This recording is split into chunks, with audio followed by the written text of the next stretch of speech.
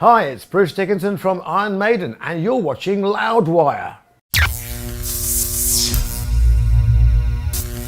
Speaking with the fans, I was watching this video, you're kind of telling them about the studio space and just like the whole process of recording, super into it.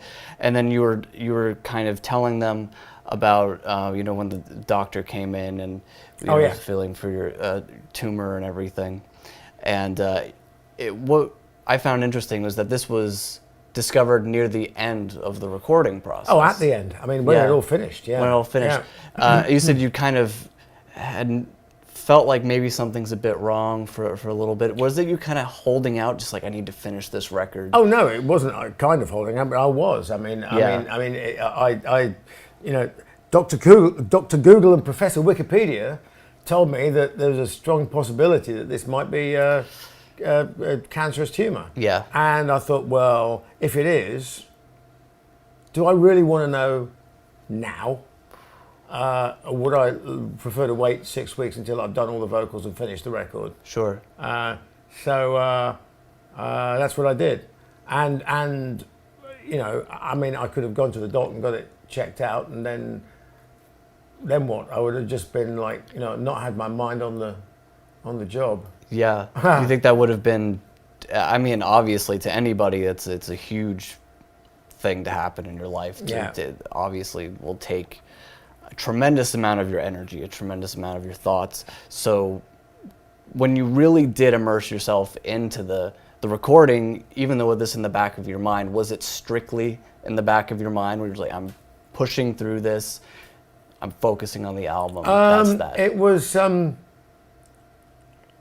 when I was singing, it was just not existing. Yes. When I was writing, sometimes you'd be going,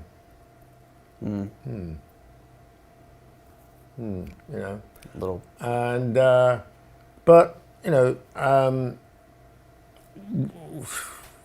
it was my decision, and I kept wondering when I'd go home at weekends and I'd say, sit there and having a beer, and sort of go, oh, this lump. People go, oh yeah, you do, yeah, it's a bit of a lump, isn't it? You should probably go see the doctor. I said, yeah, I probably should, yeah. Let's get the record finished first, yeah. So finished the record, and within about 10 minutes of saying that's it, we've done the mix on Empire of the Clouds, the guy turned up at the studio, the local guy, and did a quick examination. And from what he told me, I was like, I really need to get this looked at pretty seriously. And even then, it was relatively well. They said, you've caught it at a relatively early stage. Yes. And I think they say that to make you feel better. Do you think so? You did a good job feeling that out for yourself. Well, no, it was quite noticeable. Okay. To me it was anyway. But if you're a guy over 40 and you got a lump in the side of your neck, you should go and get it checked out. There you go. That's I guess that's the moral of the story. But everyone is obviously overjoyed of the good news. Yeah. Is that you're doing well. Yeah, it's good. Yeah. And so radiation and chemicals. Just a blast, of course. Right. Having to push back a world tour. Yeah, we kicked that into touch by about a year. Yeah. So the big thing was we had promoters. They hadn't booked the halls yet, but they were they were expecting an Iron Maiden tour starting in I think it was March or April or something this year. Yeah. So we had to tell them we weren't going to do it. And the next question would be, well, why? And so I said to Rod, my manager, I said, can you delay telling them till when? When is the last reasonable time? Wow. When you can tell them? Because as soon as you tell them we're not going to do the tour, you're going to have to give them a reason. Sure. And if you lie or give them the wrong reason, it'll get worse with the internet and rumors and everything else. Oh, of course. Yeah. And you could end up, the wrong member of the band might end up having cancer. or whatever it is, whatever crazy rumor there is, because all this stuff it all gets out there. So I said, you've got to sort of tell it like it is. But what's the last moment you can get away with, it was pretty much, I think we settled on the fact that my last radiation treatment was the 19th of February. So we told everybody on the 20th of February, but by which time I was at home and I was being, the worst side effects are about 10 days after the last treatment. Is that right? It's right. It goes, the radiation, it goes zap, zap, zap, zap, zap, zap, zap, and then it continues to peak, and then it does this and continues to do that for 3 months at least afterwards. So this thing is working on you the whole time.